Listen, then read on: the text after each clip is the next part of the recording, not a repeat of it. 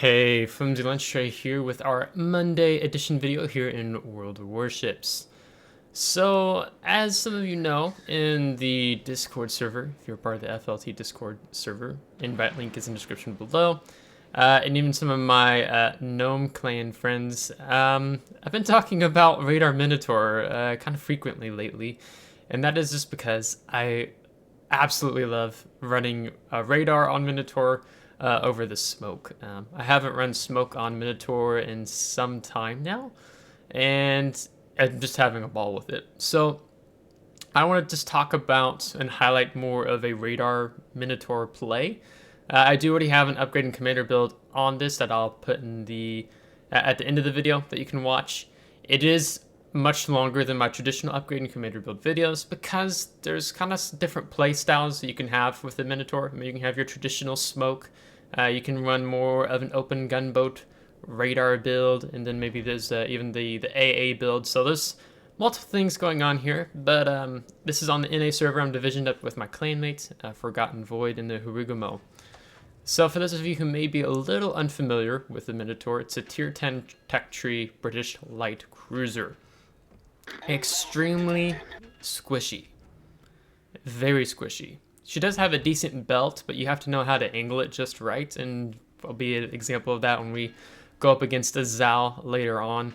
But the power in Minotaur really is, I mean, her consumables, fast reloading, armor-piercing guns, the concealment is really good. You get a heal, and then if you're doing a smoke versus the radar, hydroacoustic search, really good AA for tier, even though it doesn't seem to do much against tier 10 carriers. But just a really good ship over and all. And I kind of like the light cruiser playstyle. It's a little more exhilarating than maybe sometimes just being a battleship or a cruiser that has to sit maybe further in the back. But specifically with what's going on with this build today, is we're doing the Radar Minotaur. Now, Minotaur has a max concealment of 9.1 kilometers, but her radar is 10 kilometers. So if you get detected by something and you don't know what it is, you just pop your radar because they're already almost a kilometer deep within your radar. So that is really powerful. Now, in this video, I had two videos I was debating which replay to use, and I ended up going with this one in Randoms Battle because there's a little bit more happening here than in the ranked match I had. And particularly, this one showcases more when you're working with a div mate who has smoke.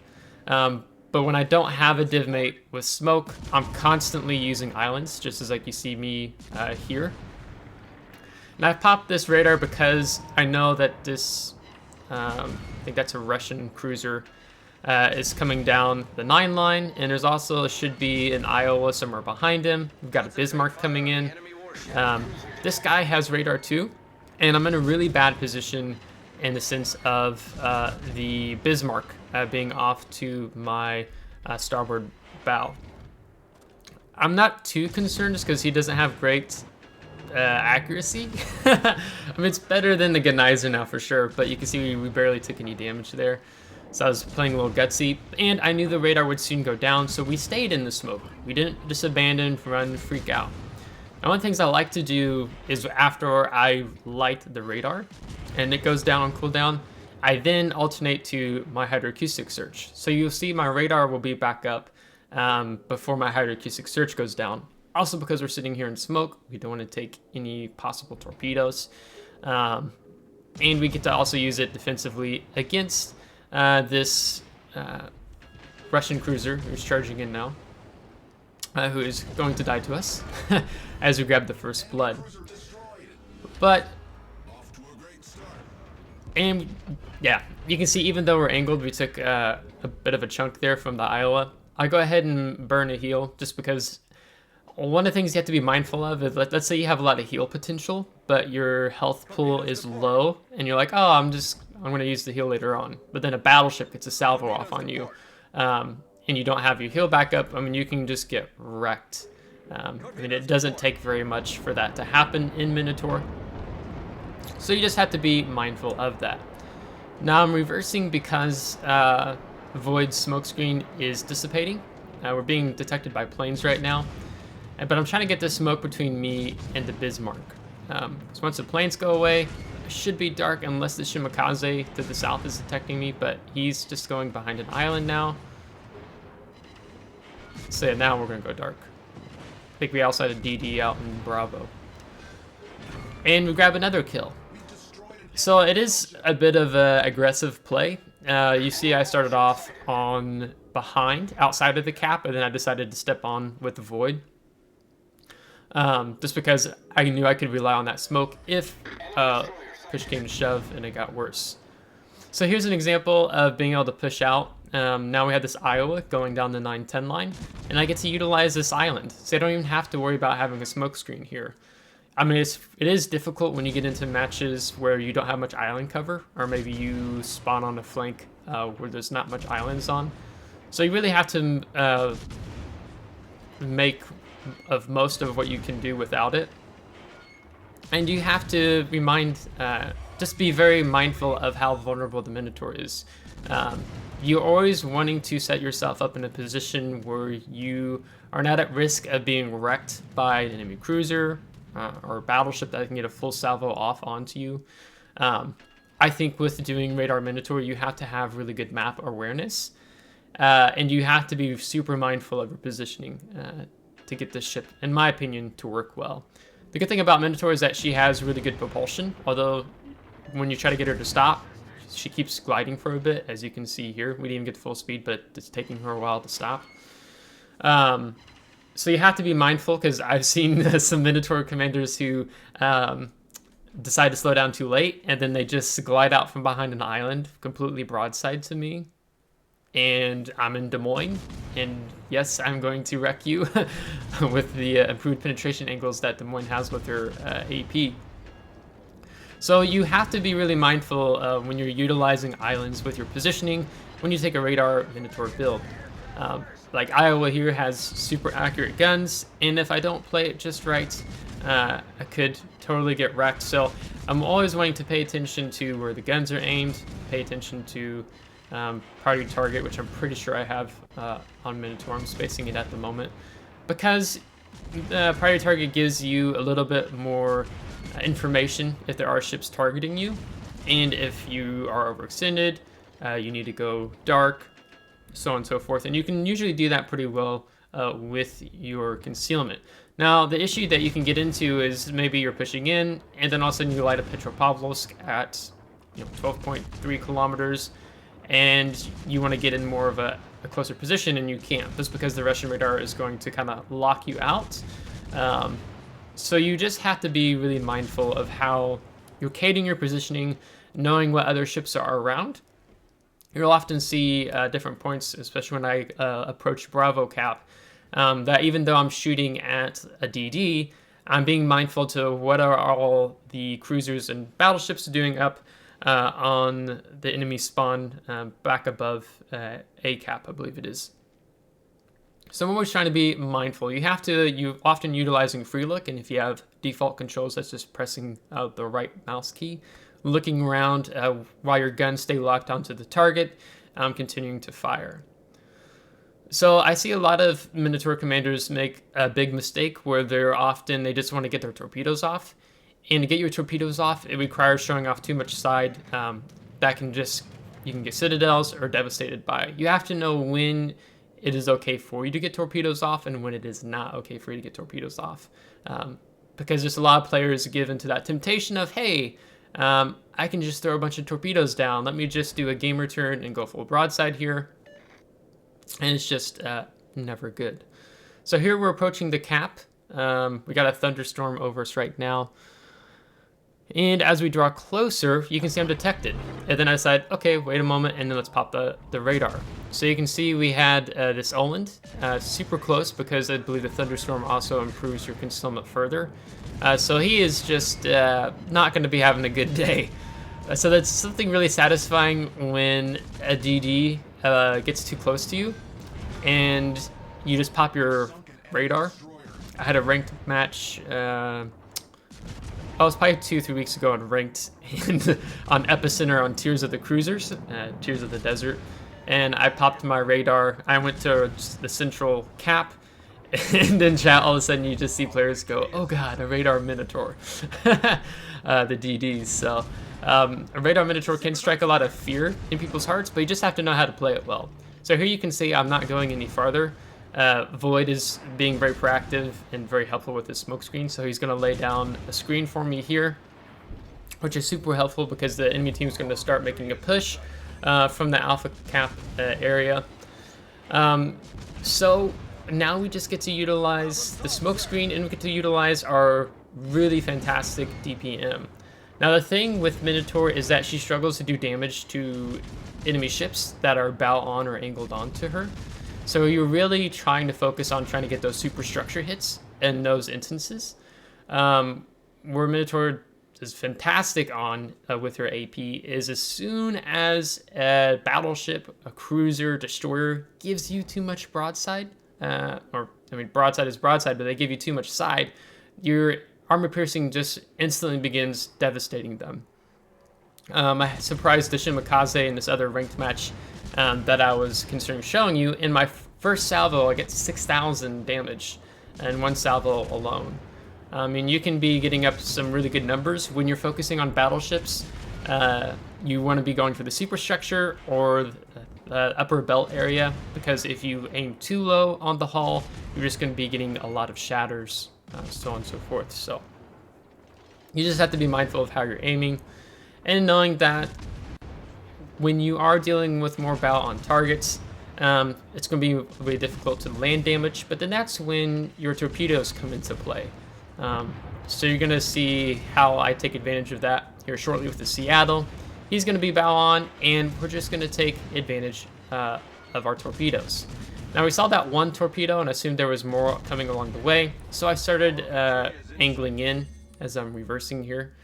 So if I need to disengage, I can immediately use the really fantastic propulsion that Minotaur has to get out of dodge. So being able to set yourself up when you're in a position well, and let's say the fire gets heavy, enemy team starts pushing, you kind of already need to have an escape route mapped out in your head. So if you're looking at the mini map, hey, okay, so if this happens, I can run away towards this position. Just because, again, Minotaur is such a squishy cruiser, light cruiser, and that you just eat citadels for breakfast if you're not careful.